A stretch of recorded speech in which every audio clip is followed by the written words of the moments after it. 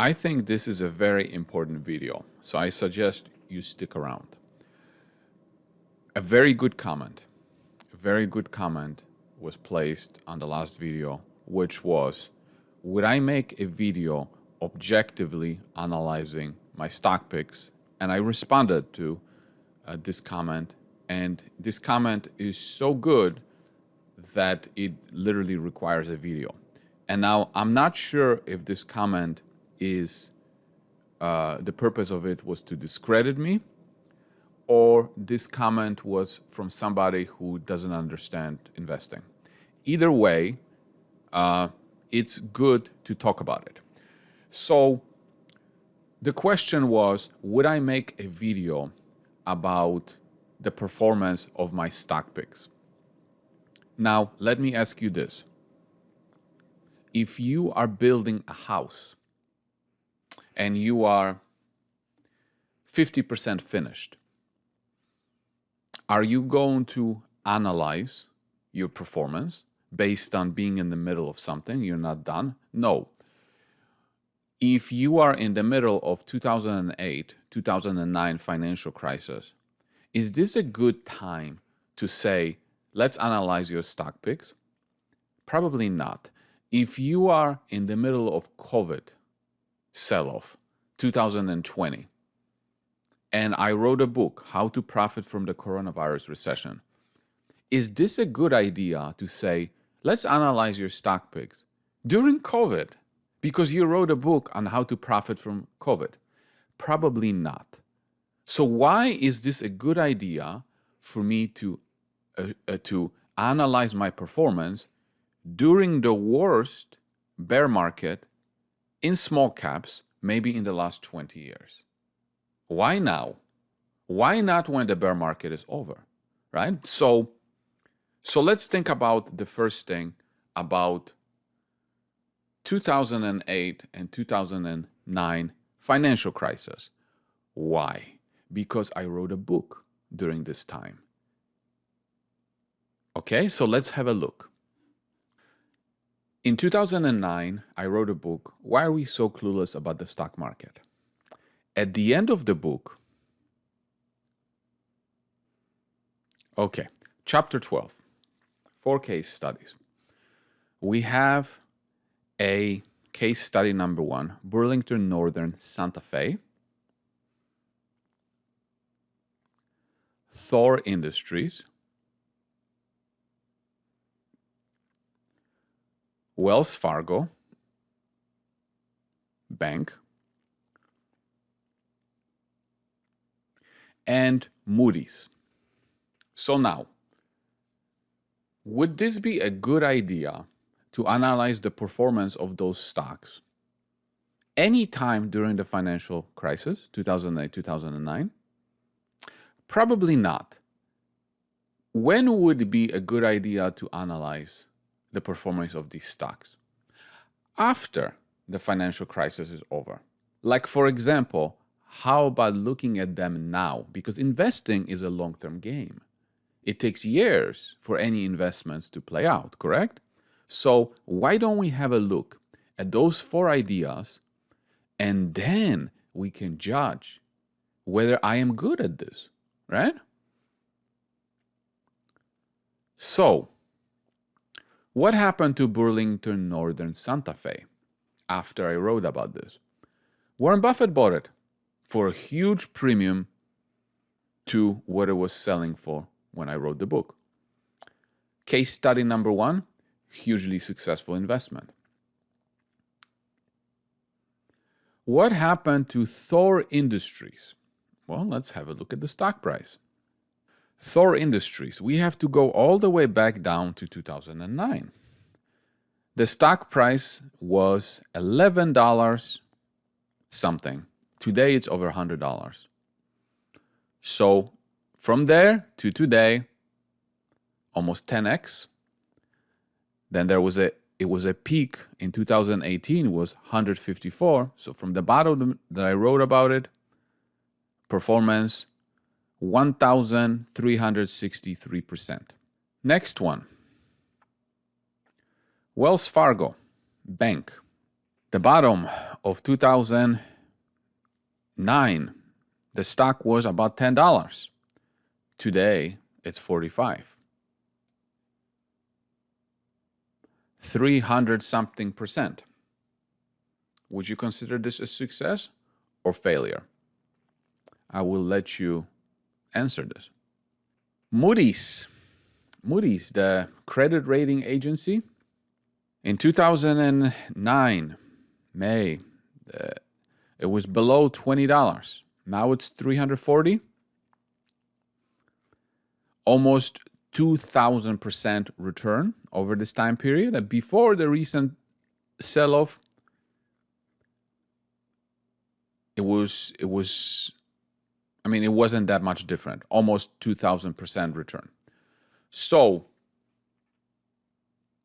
usually it's a good idea to buy stocks when people are losing their minds, like they did in 2009 financial crisis. That's why I wrote a book about it. But now, when was another time that people were losing their minds? How about COVID, 2020? What did I do during COVID? Well, I saw the craziness again, and I wrote a book titled How to Profit from the Coronavirus Recession. It features 50 investment ideas, and it was big stocks, small stocks. Now, I think it's important to talk about this because in this book, I said how to profit from the coronavirus recession. Would have been a good idea to analyze those companies and declare victory or failure during COVID? Or is it better to look at it now that COVID is over? 2 to 3 years passed, enough time to have passed to see if my strategy, my investment ideas worked out. So let's have a look at some of them. I'm not going to look at all of them, but I suggest you get this book and you can analyze every single one and see how they worked out. Idea number 1, Berkshire Hathaway. Let's have a look at how it performed. Okay, so I wrote the book, The Bottom of COVID. I think it was March, April. So I quoted right at the bottom because believe me, I can recognize stupidity when I see it. Berkshire Hathaway, it's up almost 110% since I wrote about it. Let's look at the next one. Copart, the eBay of salvage cars. Bottom of COVID, $30 stock price. Today, up 200%. I'm sure I got lucky on that one. NI, Digital Government. So that company, you can look it up. At the time when I wrote about it, it had a market cap of $1.3 billion. It got bought out for, I think, about $2.5 billion by Tyler. Tyler that is in the business of, acquiring businesses that are in the government software. And there's actually another idea on MCE that I believe at some point will be bought out by Tyler for multiple times, just like this one. But it's not big enough yet to get bought out. So we can't look at this symbol because it got bought out, but it was obviously successful. So, man, I got lucky on the third one in a row. Winmark, Plato's Closet. Bottom of COVID, 117, up 200%. CoStar Group. CoStar Group is up, but I'm going to skip this one. It is up, but I'm going to skip this one. Why? Because it's in commercial real estate, and it's not really fair to look at anything in commercial real estate because it's not. Commercial real estate in general is in the worst shape, the industry. So it's kind of like we went from the COVID sell-off to real estate sell-off, but still, this one is still up. But It's just not fair. Not fair.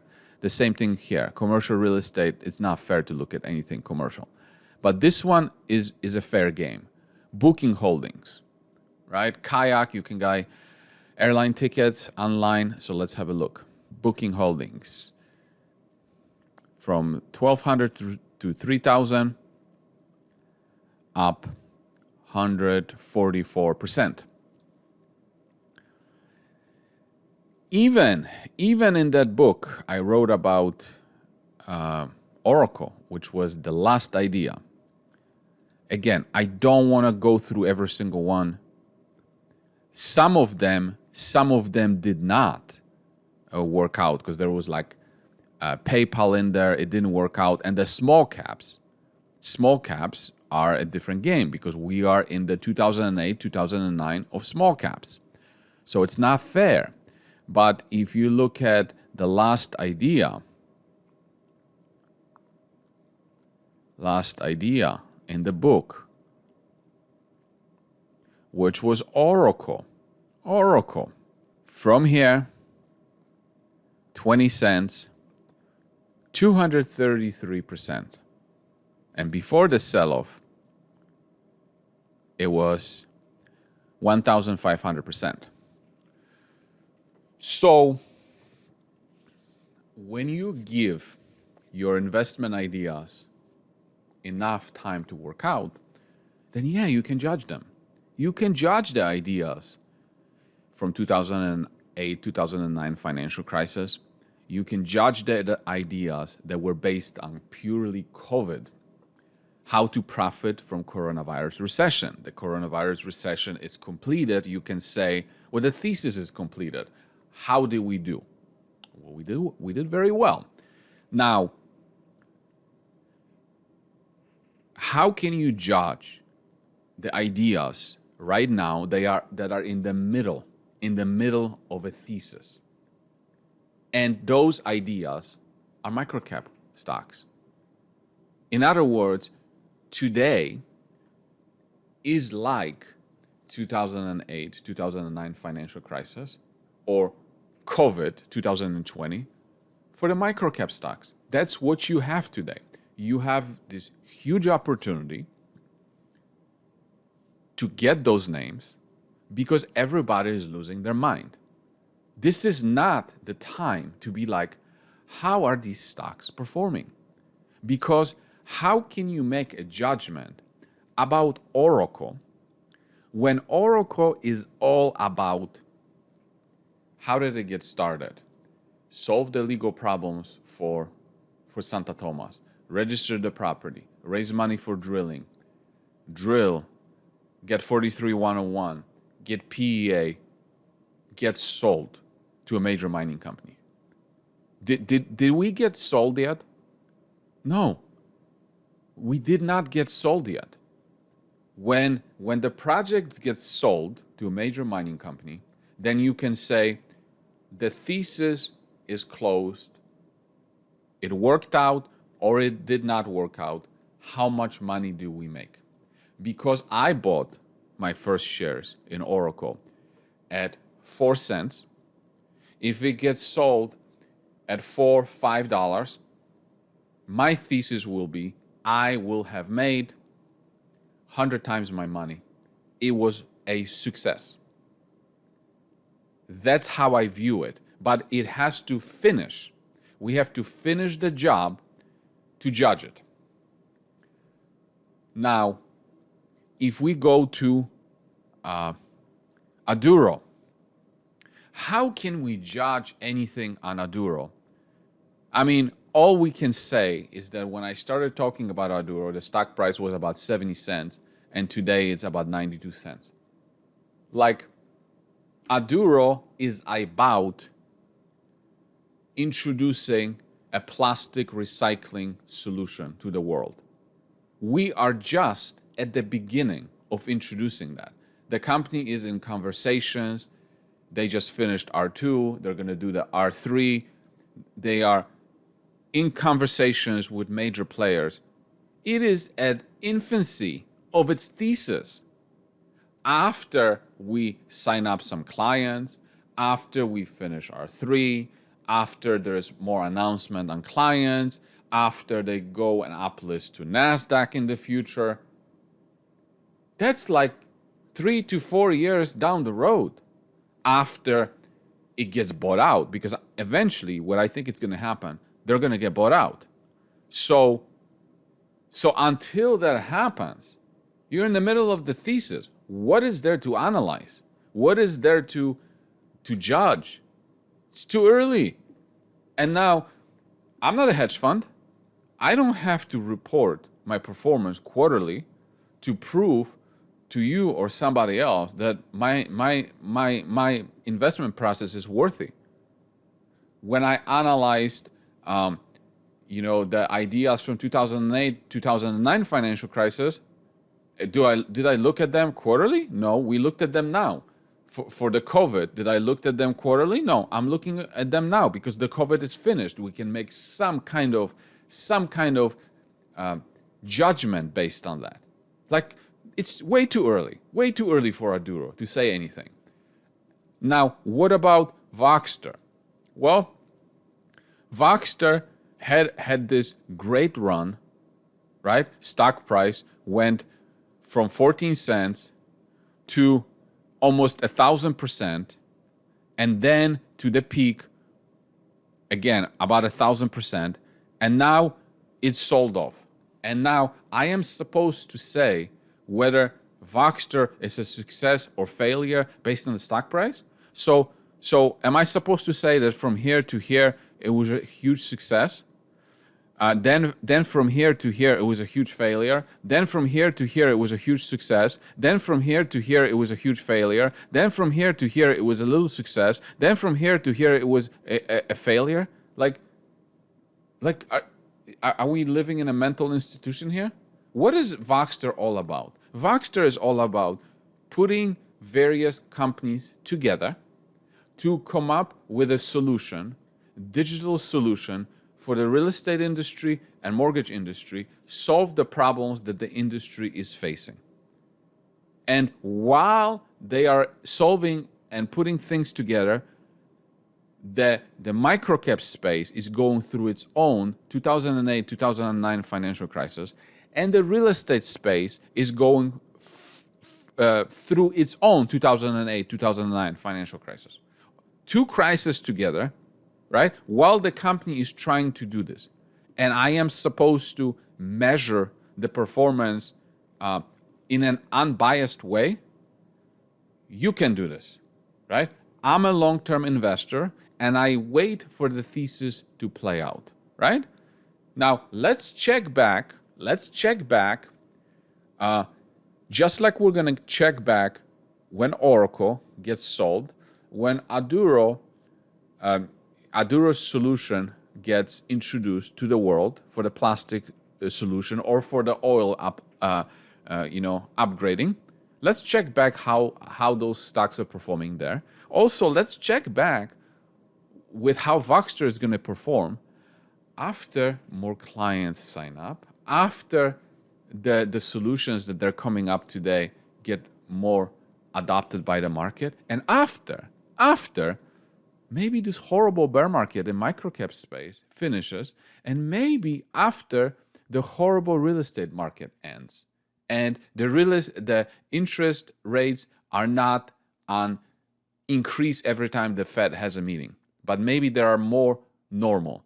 Let's check back 3 to 5 years from now and see how they perform. Then maybe we can have a better judgment, okay? Now, for the things that you want to judge today, well, look at the picks that I had in 2009 financial crisis in the book, Why Are We So Clueless About the Stock Market? The picks that I had in the coronavirus recession, let's look at those picks because they are more completed.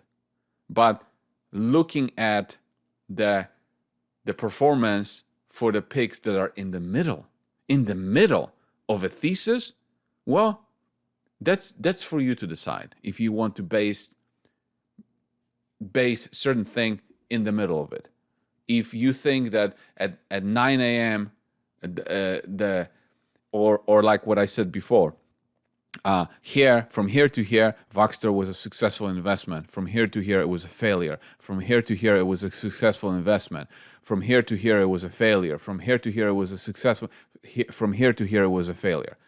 You can do that, right? For me, the game is not done until it's done. Let's check back in 5 years.